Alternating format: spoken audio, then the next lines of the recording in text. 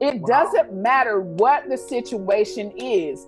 Everything begins and ends with me. When I tell you I live by that, and I've been living by that for the last 20 years, and it has changed my whole life. Because remember, I used to blame everybody else for everything that happened to me, which meant I couldn't change it. I couldn't heal it. I couldn't change it, because if you blame other people, you're waiting for them to come fix it. You're so busy compromising your brand, you can't even attract the kind of person you want, because you don't trust yourself and who you are. And so you don't want to compromise your brand. You want to communicate your brand without compromise. This is who you are, period. This is how you are. So what I did, I wrote down a list of beliefs that I needed to know that I already had that was keeping me back. Like, for instance, all partners gonna leave you. For instance, ain't nobody gonna work as hard as me. For instance, they gonna take from you. For instance, when the chips fall, they gonna bail out, like my last partner did. And then I said, wow, I believe everything that is keeping me from the things that I want. Now I was like, that's amazing. So then I said, this was the second question. I said, okay, so what is it that I need to believe to take me where I need to go? What should I believe to take me where I want to go? What should I believe?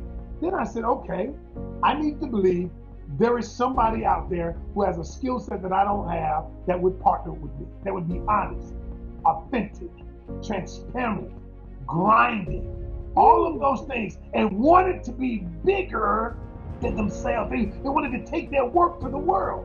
That was a lot I was asking. I was asking somebody basically to be like me. And I was like, I'm kind of crazy sometimes. I'm kind of nuts. It's funny. All of a sudden, she appeared. So once you uncover it, and once you communicate it without compromise, then for me, spiritually and energetically, your brand is going to exude from you. Yes. That's what Ken said to me. He said, hey, build it and they will come, basically. And that's exactly what we did. This is really about a change in mindset. This is about a commitment to your own healing. This is what this is about. Show up to heal. Show up to change your mind about who you are and how you're being in relationships. Show up for that, and I promise you, your life will never, ever be the same. I had to do solitary contemplation. Solitary contemplation is the idea of getting by myself. It's the idea of going by myself. It's the idea of being by myself. Now, it doesn't necessarily mean that nobody else is around. It just means that I'm with me, okay? Solitary contemplation, so that I can ask, because what I did was I turned off the radio, I turned off the TV, I turned off my phone, and I began asking myself those questions. What do I believe? What is hindering me? Solitary contemplation, think about it like solitary confinement. And it's just you with you. Right. So that's what you want to do. You want to make sure that when you meet these people from the past, you celebrate. And like I said, if they're open, then you can share some things with them that you've been through. But sometimes they may not be open. Don't try to save nobody that don't want to be saved.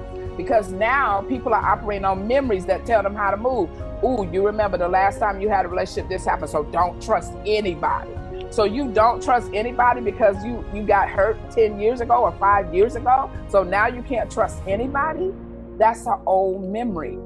It's an old memory pattern that you're operating out of right now. That your love is inside of you. You can activate it whenever you feel like it, and you can feel it with anyone whom you choose to feel it with. It's up to you. All you got to do is do your work.